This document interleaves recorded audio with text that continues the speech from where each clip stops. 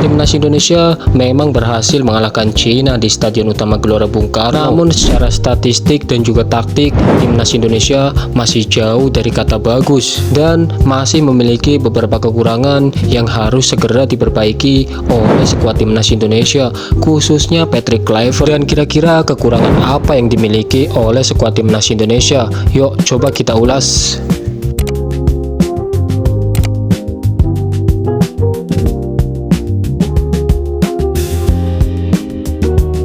Timnas Indonesia masih memiliki beberapa kekurangan ketika melawan Cina. Kekurangan Timnas Indonesia terlihat ada pada transisi, menyerang ke bertahan, atau bertahan ke menyerang. Ketika melawan Cina, Timnas Indonesia kerap kali melakukan counter attack, namun pemain Timnas Indonesia terlambat transisi ke menyerang, sehingga temannya tidak mendapat support. Terlihat di momen ini, ketika Timnas Indonesia melakukan serangan balik, pemain Timnas Indonesia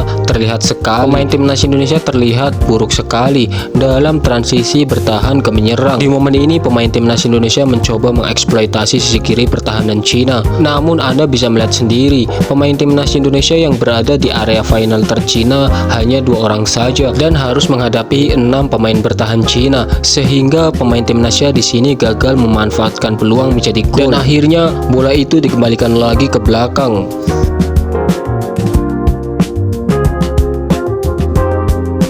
Lagi, di sini terlihat transisi bertahan ke menyerang Timnas Indonesia terlihat sangat buruk sekali. Di sini Rizky Ridho akan mengumpankan bola ke Ole Romeni yang turun dan memantulkan bola ke Egy. Terlihat kembali mengumpankan bola itu ke Ole Romeni. Padahal di wide area sebelah kanan Cina ada space yang cukup lebar dan di situ ada Verdong. Namun sayangnya Egy malah mengumpankan bola itu ke Ole Romeni dan Ole Romeni tidak mendapatkan support yang baik. Namun sebenarnya Ole Romeni memiliki opsi passing ke area final sebelah kanan Cina. Namun sayangnya Ole Romeni tidak melakukan itu dan Kelvin Verdong juga terlambat meminta bola atau terlambat mensupport Ole Romeni, sehingga bola gagal dikonversi menjadi gol. Jika dilihat dari sorot kamera yang lain terlihat sekali di sini Verdong mendapatkan space yang cukup lebar sekali. Namun sayangnya Ole Romeni tidak mengumpankan bola itu ke Kelvin Verdong dan dia pun sudah dikepung 3 pemain Cina. Di momen ini juga terlihat transisi bertahan ke menyerang Timnas Indonesia sangat buruk sekali. Di sini terlihat pemain Timnas Indonesia mencoba mengeksploitasi sisi kanan pertahanan Cina. Dan di sini Verdong memberikan progressive pass ke Ole Romeni. Namun sayangnya di sini terlihat Egy dan Kambuaya tidak cepat-cepat mensupport Ole Romeni, sehingga di situ Ole Romeni kehilangan bola.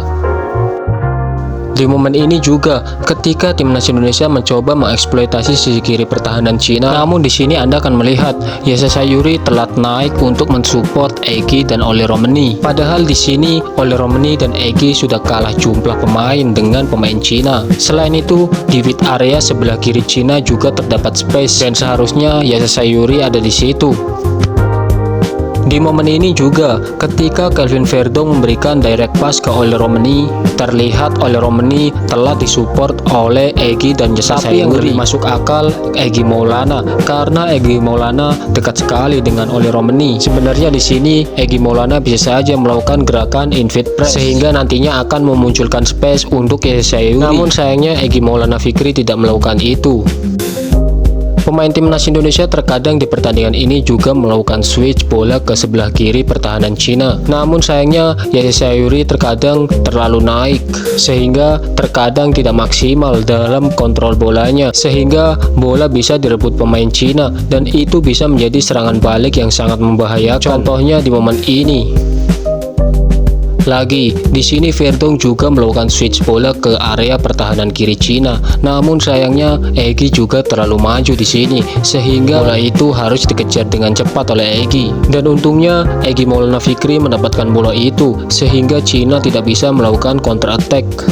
Dan di momen ini juga terlihat lagi pemain Timnas Indonesia buruk sekali dalam transisi bertahan ke menyerang. Dan di sini terlihat Egy Maulana Fikri dan Kambuaya dikepung oleh 5 pemain Cina. Namun tidak ada pemain Timnas Indonesia yang cepat memberikan support kepada Egy dan juga Kambuaya, sehingga di sini bola akhirnya dikembalikan lagi ke belakang. Dan karena transisi bertahan ke menyerang yang buruk inilah terkadang peluang-peluang Timnas Indonesia gagal dimanfaatkan menjadi gol.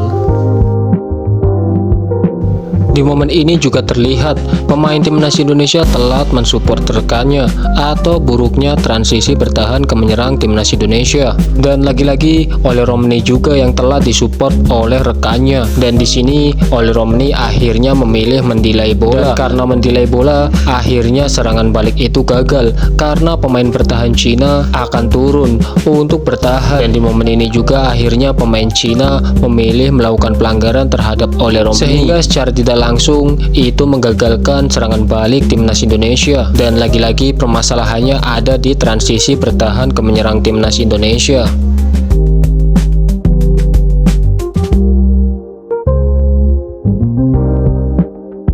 Pemain timnas Indonesia yang dikenal memiliki kecepatan seringkali ketika melakukan serangan mengincar belakang garis pertahanan Cina. Namun beberapa kali percobaan kerap kali gagal.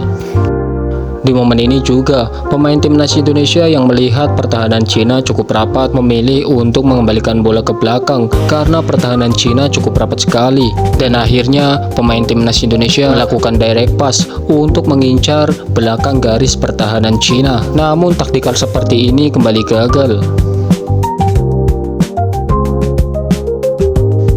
Lagi, di momen ini pemain timnas Indonesia juga memanfaatkan kecepatan Oleh Romney dan melakukan direct pass ke belakang garis pertahanan Cina. Namun skema seperti ini kembali gagal dimanfaatkan oleh Oleh Romney.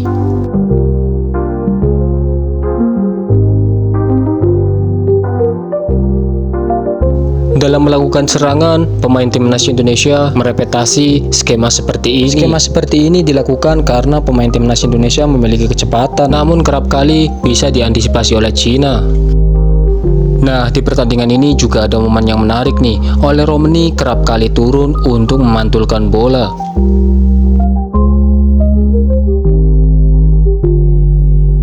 Di pertandingan ini Oleh Romney kerap kali turun untuk membantu sirkulasi bola karena pertahanan Cina cukup rapat. Jadi mau tidak mau Oleh Romney kerap kali turun untuk membongkar pertahanan Cina.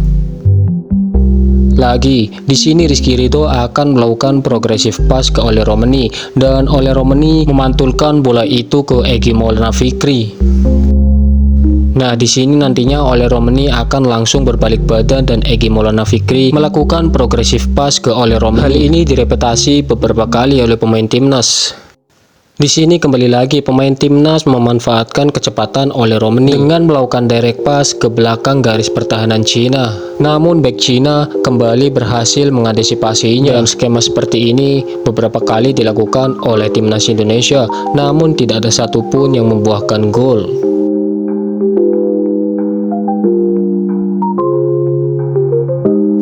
Di pertandingan ini timnas Indonesia menerapkan low block 5-4-1 sehingga kerap sekali memaksa pemain Cina melakukan direct pass ini. Pemain Cina berharap mendapatkan second ball. Hal itu terus diulang-ulang oleh pemain Cina. Walaupun tidak terlalu efektif, namun terkadang 1-2 kali pemain Cina berhasil memanfaatkan second ball itu. Contohnya di momen ini, ketika pemain Cina sudah dipressing oleh Hubner, pemain Cina berhasil melakukan back pass dan dari sinilah tercipta peluang berbahaya untuk Cina. Di situ terlihat terjadi miskomunikasi antara Jay Ises dan Emil Laudero. Lagi, di sini pemain Cina akan melakukan direct pass lagi. Tujuannya untuk memanfaatkan second ball dan di sini berhasil dibendung oleh pemain timnas Indonesia. Di momen ini juga pemain Cina melakukan hal yang sama, namun kali ini agak sedikit berhasil menembus pertahanan timnas Indonesia. Di sini pemain Cina memenangkan duel bola udara dan di situ tercipta space yang cukup lebar sekali. Namun di sini Joy Pulpesi terlihat langsung turun dan mengepres pemain Cina. Namun di momen ini pemain Cina berhasil melakukan shot off target. Dan kembali lagi pemain Cina melakukan direct pass. Namun kali ini mengincar belakang garis pertahanan timnas Indonesia. Namun kembali lagi pemain Cina gagal. Taktik memanfaatkan second ball ini sebenarnya dilakukan Cina tidak hanya ketika melawan timnas Indonesia saja, namun ketika melawan tim lain. Dan di momen ini pemain Cina berhasil dan melakukan progressive pass. Namun sayangnya bola itu terlalu liar sehingga bola itu mengarah ke Emil Laudero. Serangan seperti ini terus direpetasi oleh pemain Cina, namun tidak efektif. Dan yang anehnya, walaupun tidak efektif, pemain Cina terus melakukannya berulang-ulang.